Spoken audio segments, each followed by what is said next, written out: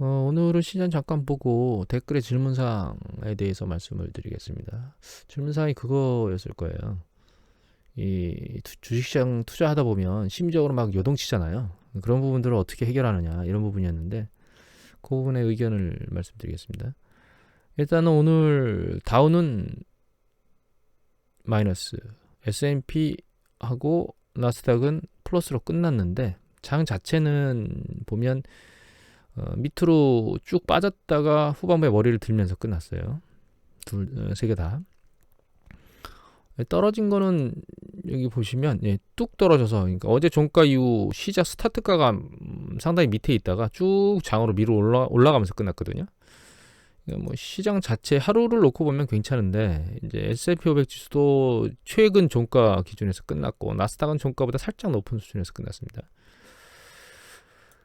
오늘 섹터별 놓고 보면 여기 정보통신주하고요, 에너지주가 선방을 했고, 그 다음에 여기 보면 부동산 쪽하고, 그 다음에 여기 금융주 쪽이 좀 많이 빠졌습니다. 어제 부동산이 정점 언저리에 가고 있다라고 한다는 말씀을 드렸잖아요. 인플레이션 입장에서 부동산을 보면 부동산이 한 6개월에서 1년 정도 후행해서 소비자 물가 지수에 영향을 미치는 걸로 되기 때문에 결과적으로 이제 그 주거 비용 관련된 것들이 소비자 물가 압력이 떨어지는 거는 올 여름 지나서야 떨어지기 시작할 것 같고요. 다만 주가의 가격 정점은 지금 왔느냐, 그거는 좀 지켜봐야 될 것 같아요. 1분기, 2분기, 근데 1, 2분기 정도 되면 정점을 치지 않을까 그렇게 생각을 하고 있습니다. 그리고 미국에 여기 보면 기술주들 있죠. 기술주들 보면 뭐 애플이라든가 엔비디아라든가 마이크로소프트, AMD 이런 것들은 잘 선방을 하고 있는데, 여기 보면 이제 다우존스 이거 금융주 JP모건 6%나 빠졌습니다. 그다음에 아메리칸 익스프레스가 2.8, 골드만삭스가 2.5 이렇게 좀 많이 빠졌어요, 금융주들이. 그래서 여기 비자도 좀 비자는 덜 빠졌네 얼마. 그래서 다우는 좀 약하고 나머지 것들은 잘 선방했습니다. 한 가지 더 보여드리고 싶은 거는 나스닥 이렇게 움직였잖아요. 근데 고점은 못 올리고 있고 약간 고점은 낮아지고 있는데 저점은 조금씩 그러면 조금씩 내려오고 있는 패턴이거든요. 그런데 이제 여기 아크펀들은 보면 계속 고점이 아니고 저점을 계속 뚫고 내려오고 있습니다.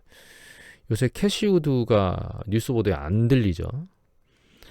그러니까 여러분들이 캐시우드가 계속 난리치고 있었을 때 주식을 샀다면, 이거를 들어갔다면, 아크펀드를 들어갔다면 지금 아마 박살이 나고 있을 거다 이런 생각을 하셔야 된다는 거죠. 제 생각에 이 아크펀드가 이노베이션이거든요. 혁신주인데 코로나 팬데믹 이후에 들어왔던 그런 특정한 모멘텀에 의해서 폭발적으로 주식이 그 미래의 가치를 반영하면서 밀어 올렸는데, 결과적으로 깡통을 열어봤더니 뚜껑을 열어봤더니 깡통이다 이거죠. 이거 IT 버블하고 똑같은 패턴입니다. IT 버블 때도 실제로 혁신이라고 해서 많이 올라갔다가 뚜껑을 열으니까 깡통이었죠. 그래서 붕괴된 거거든요. 그나마 얘가 이렇게 버티고 있는 거는 테슬라 때문일 겁니다. 테슬라도 뚜껑을 벗겼는데 깨지면 얘는 아래로 가열차게 내려가지 않을까 이런 생각을 하고 있습니다. 물론 테슬라 그렇게 큰 포지션을 가지고 있는 건 아니기 때문에, 다만 이제 그나마 버티고 있는 테슬라가 깨지면 이게 아작이 난다는 거죠.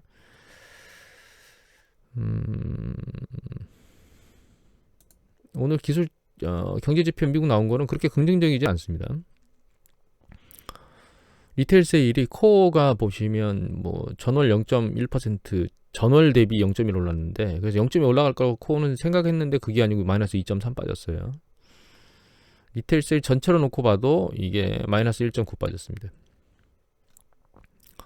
산업 생산도 보시면 전월 대비 0.2 올라올 거, 0.2 정도 늘어날 거라고 봤는데 아니 마이너스 0.1로 줄었습니다. 그리고 가동률이 옆으로 개걸음치고 있습니다. 소비자들의 이거 미시건 대학교 소비자 심리지수거든요. 12개월 후에 소비자 심리지수 얼마나 될 거냐라고 물어봤는데 이게 떨어지지는 않고 있어요. 옆으로 개걸음을 치고 있습니다. 아직까지 인플레이션에 대한 압력에 대한 생각들을 하고 있다는 거죠. 내려오지는 않을 것이다. 향후 12개월 뒤에도 지금 상황을 유지할 거야. 뭐 이 정도라고 봐야 될 것 같아요. 그 작년에서, 그러니까 재작년이죠. 2020년에서 2021년도로 넘어올 때도 마찬가지로 꾸물꾸물 하고 있었거든요. 하반기에 델타 변이 때문에 난리를 쳤죠 그때. 근데 그 상황에서 12월 달 후반부에 법안이 통과되고 1월 달에 아마 돈을 줬을 거예요. 그 다음에 또 다시 3월 달에 돈을 또 줘줬을 겁니다. 연속으로. 그래서 그게 잘 넘어갔는데 요번에는 그렇지 못하고 있고요. 또 한 가지는 작년 12월, 이거는 CPI입니다. 전년 동월 대비 증감률입니다. 소비자 물가 상승률. 작년 초반이죠. 2021년 초반의 물가 상승률은 여기 보시면 한 1%, 2%대에 있었거든요. 그래서 심리적으로 그나마 버틸 수 있었는데 지금은 물가 상승률이 소비자 물가 상승률 7%대까지 올라온 데다가 지난번에 보여드렸지만 소매 판매 매대가 비었죠.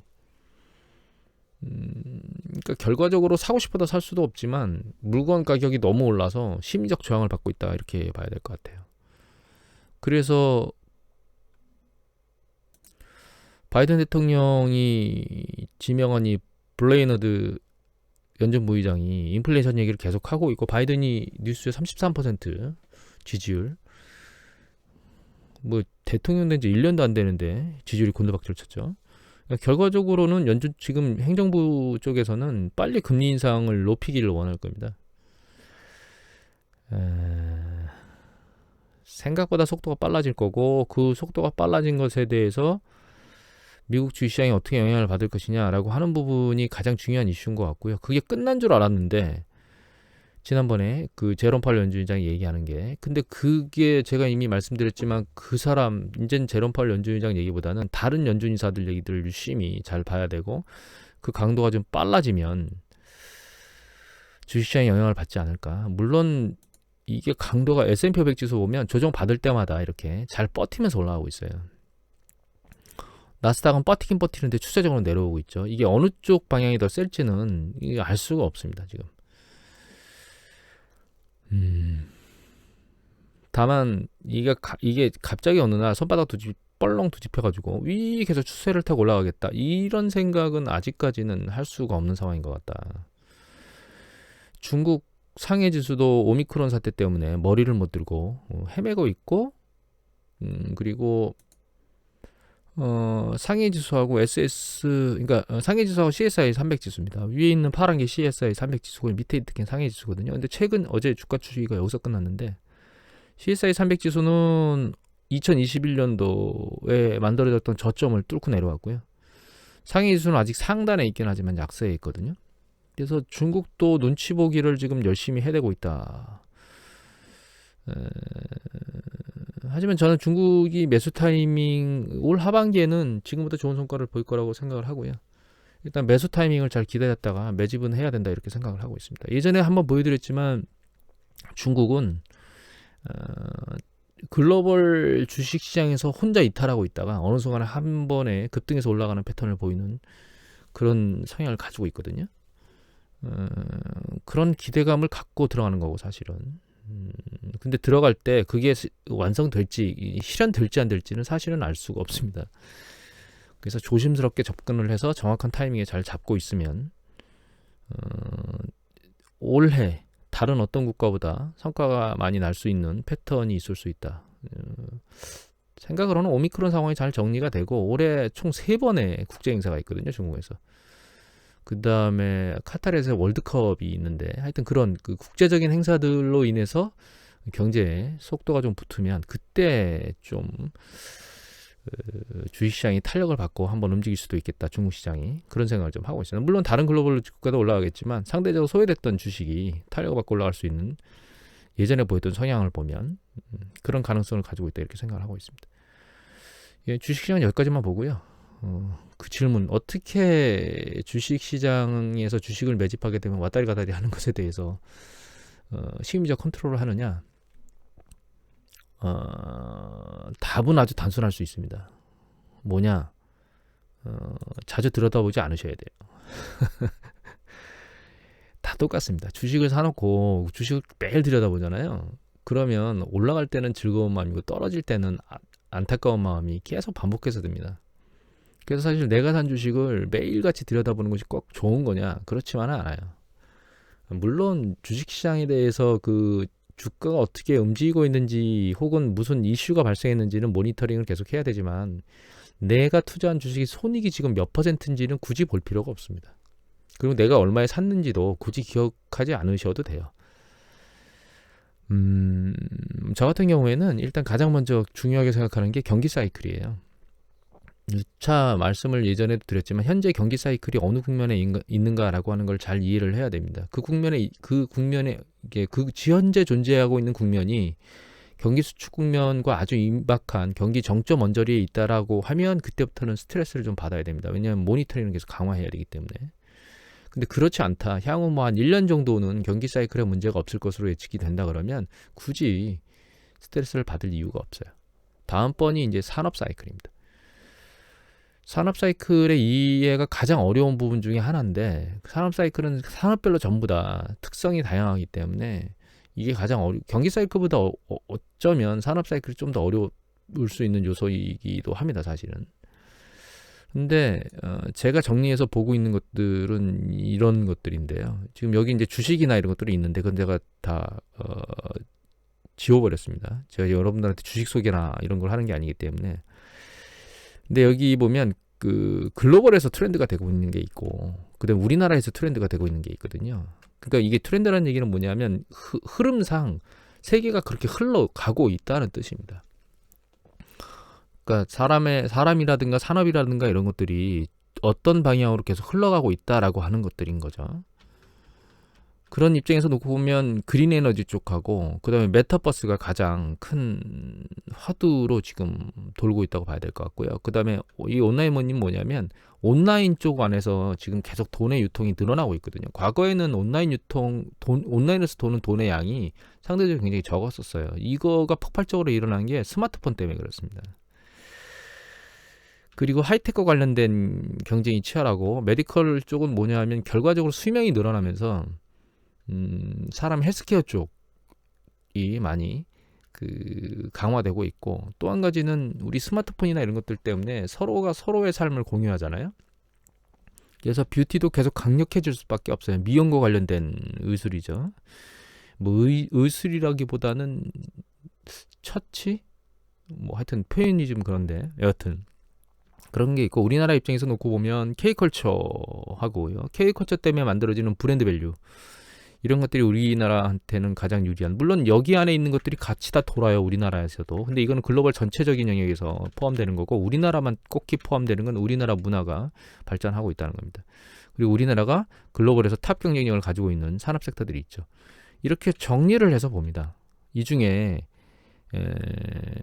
내가 어느 언저리에 타고 있는가. 이걸 왜 보는 거냐면 여기 언저리에 있는 것들을 쥐고 있다는 뜻은 결과적으로 산업 사이클 상에서는 글로벌 전체에서 맞물려 움직이고 있는 것들 안에 들어가 있다는 뜻이거든요. 이런 산업 쪽에 들어가 있으면 결과적으로는 소멸되지는 않을 가능성이 높은 기업이라는 거죠. 다만 우리가 이제 앞에서 아크펀드에서도 봤듯이 이런 쪽에서 이렇게 존재한다 하더라도 이 모멘텀이 사라졌으면, 그러니까 모멘텀이 사라졌는데 모멘텀이 사라지는 시점에 너무나 고배수를 치고 있으면 걔는 오래 들고 있어도 안 된다라고 하는 것들은 이미 알고 있어야 됩니다. 그래서 모멘텀이라고 하는 개념도 반드시 머릿속에 있어야 돼요.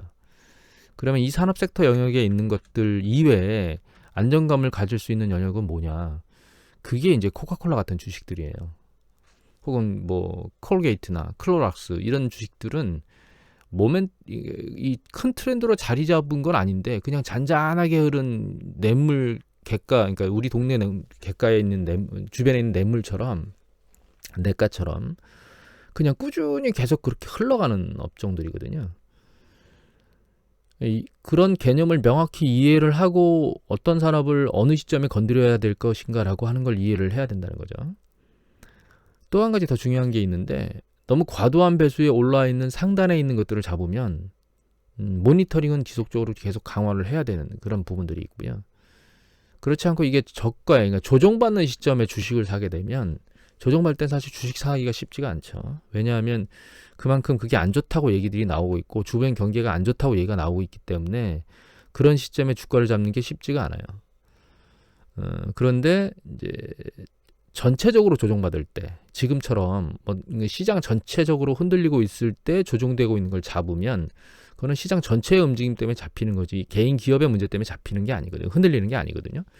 이런 타이밍에 괜찮은 주식들을 잡아제껴 놓으면 나중에 주식시장이 올라갈 때 그때는 이제 긍정적인 시그널들을 볼 수 있게 한다. 이 얘기는 뭐냐?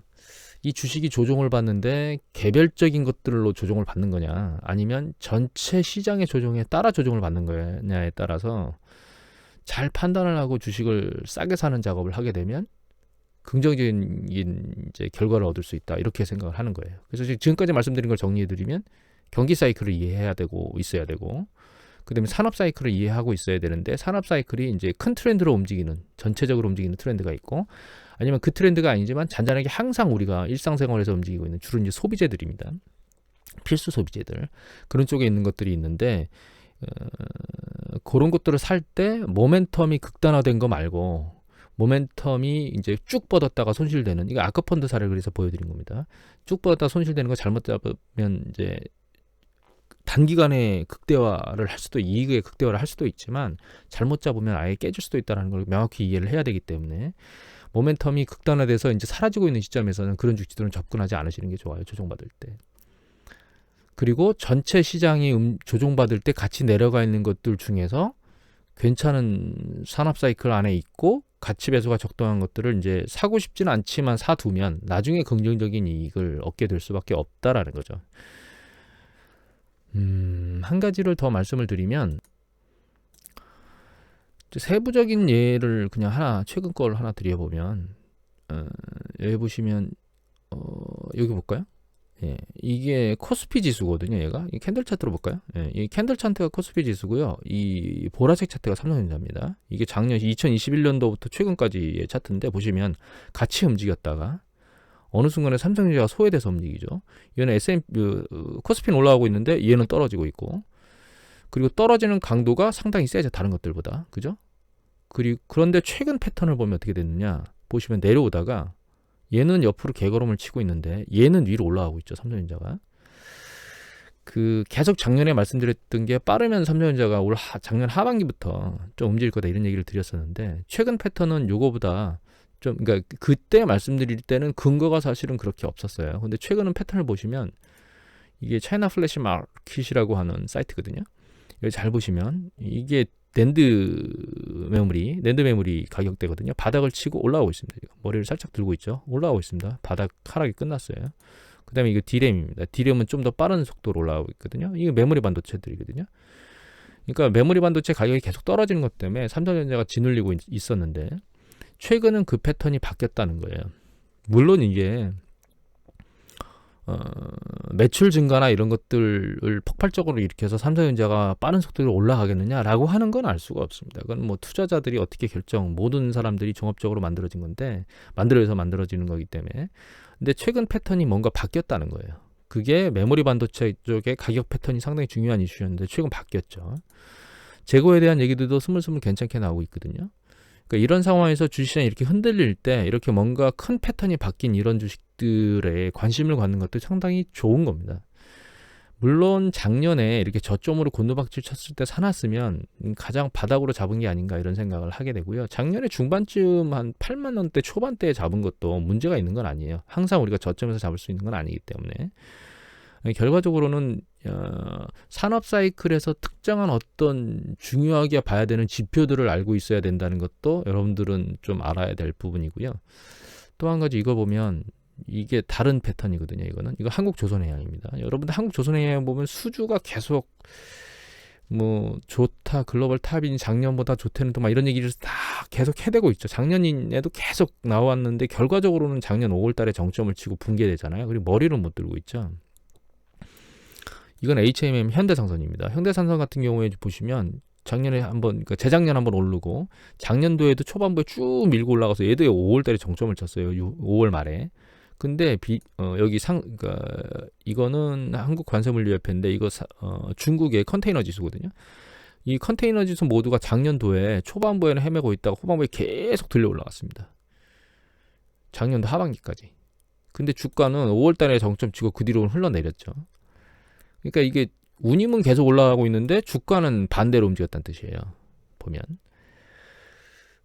이미 말씀드렸지만 이게 두 가지일 거예요. 첫 번째는 너무 많이 올라갔습니다. 모멘텀이. 조선도 마찬가지고.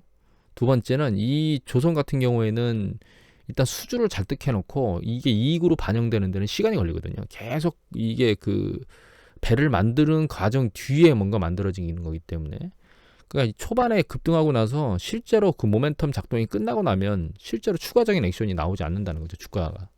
이건 현대상선도 마찬가지입니다. 그래서 이런 산업에 대한 특성들을 잘 보지 않으면, 그러니까 이게 사이클이 계속 밀려 올라가려면, 이미 예전에도 보여드렸지만 한국조선이 잘렸네요. 예전에 월봉지수를 봐야 되나요? 네, 예전에도 말씀드렸지만 이게 한번 타고 다시 재차 타는 작업을 하려면 이게 조선산업의 그 폭발적인 사이클이 만들어져야, 그러니까 그 시스템 안에 들어가 있어야 되는데, 조선업은 20년 주기이며 2004년도에 폭발적으로 움직이기 시작한 게 실제로 움직이기 시작하려면 한 2024년도부터는 돼야 될 것 같다. 그리고 이 사이클이 2000년도 중반에 초중반에 만들어졌던 이 사이클은 아닐 것이다 라고 이미 예전에도 말씀을 계속 드렸었는데, 그 패턴대로 움직이는 거예요. 이것도 산업 사이클을 좀 알고 있어야 되는 거죠. 그래서 여러분들께서 이제 좀 편안한 마음으로 주식 투자를 하고 싶다, 답이 없습니다. 아는 수밖에 없어요. 그리고 조심스럽게 접근을 해야 되며, 목표 그러니까 이익을 많이 내겠다는 관점으로 접근하는 것도 나쁜 방법은 아닌데, 이익을 많이 내겠다는 관점 내부에 그것보다 좀 앞서서 손실을 어떻게 하면 적게 낼 수 있을 것인가라고 하는 부분에 대해서 포커스를 많이 가져야 되고요. 뭐든지 지도자나 국가를 운영하는 지도자나 아니면 내 투자 자산을 운영해주는 사람이거나, 여기 아크펀드에서 보듯이 단기간에 급등해서 야 이거 정말 잘했어요 라고 박수를 받는 사람이 어느 순간에 개털이 될 수 있는 것들을 눈에 보시잖아요. 이거는 반복돼서 일어나는 겁니다. 무지한 사람을 쫓아다니면 큰일 나요. 그래서 단기적으로 어떤 상황, 아주 짧은 기간에 어떤 액션을 가지고 그 사람의 성과를 평가하시면 안 됩니다. 워런 버핏이 위대한 투자자라고 인지가 되는 거는 장기간 동안 계속 이익을 잘 냈기 때문이고요. 그 사람의 투자 철학은 좋은 주식을 싸게 사서 오랫동안 들고 있는 겁니다. 성과가 반영될 때까지. 어쩌면 그 근본적인 투자 철학을 잘 알고 계신 분이라고 생각하시면 될 것 같고, 계속적으로 여러분들이 주식 투자를 하려면 열심히 어떤 것들이 주식시장에 영향을 받는지에 대해서 학습을 계속 하셔야 되고, 그 강도를 축적하셔야 돼요. 그 강도가 일정 부분 축적이 계속 되지 않는 이상 여러분들이 주식이 무엇인가 완성됐다, 투자에 대한 어떤 그 능력이 완성됐다라고 생각을 하시면 안 됩니다. 그리고 극히 소수에서 그 대규모로 주식 투자에서 이익을 내신 분들이 하는 투자법들이 뭐 나오면 그거에 대해서 관심을 많이 갖잖아요. 근데 그들이 전달하는 그 투자에 대한 방법들은 사실 전체가 다 아니고 자기가 알고 있는 것 중에 부분이에요. 흩어져 있는 것들인데, 그 흩어져 있는 것들을 정확히 판단하고 쓰는 데는 굉장히 많은 백베이스의 정보들이 존재한다고 생각하셔야 돼요. 그 생각이나 이런 것들이. 그거를 단순히 그 얘기만 듣고 카피를 해서 투자를 하는 게 그 사람의 성과처럼 나오느냐? 안 나옵니다. 나올 수가 없어요. 그렇게.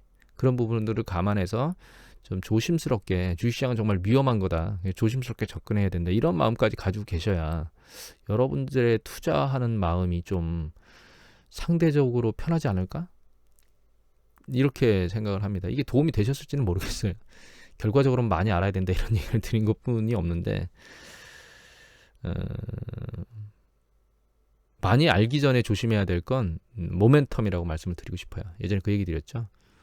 모멘텀이 폭발적으로 올라가는 게 있긴 하지만 모멘텀으로 인해서 과도하게 오른 건 여러분들이 조심해야 된다는 걸 명심하셔야 됩니다. 첫 번째. 두 번째 말씀드리고 싶은 건, 현재 시장이 움직이는 게 전체적으로 시장이 요동치는 과정에 있을 때 그때 괜찮은 주식을 사고 싶진 않지만 싸게 사는 것, 그게 결과적으로 나중에 이익을 내는데 큰 도움이 된다라고 하는 이 두 가지를 인지하는 게 가장 좋은 투자법이 아닌가, 개인들은. 그리고 안정성 위주로 하라고 말씀을 드린다면 중소형주는 좀 조심하셔야 되고, 주로 대형주 위주로 작업을 하시는 게 나을 것 같고, 현재 글로벌 시장에서 이슈가 되고 있는 것들을 잘 보고 그걸 따라서 움직이는 방법도 있고, 또 한 가지는 소소하게 전통적으로 그냥 계속 꾸준히 존재하는 기업, 뭐 코카콜라나 콜게이트나 클로락스나 국내 같은 경우에도 뭐 몇 가지 잡을 수 있긴 한데 국내 소비재들은 이 변동성이 좀 큰 편이라 조금 권고드리기가 애매모호한 점이 없지 않아 있습니다. 그래서 그런 주식들을 이제 시장 전체가 흔들릴 때 싸게 사서 들고 있으면 장기적으로는 이익이 날 것이다. 뭐 이렇게 정리하는 세 가지 정도로 정리하는 게 여러분들한테 도움이 되지 않을까 이렇게 생각을 하게 됩니다. 마지막으로 마치도록 오늘은 이것으로 종료하도록 하겠습니다.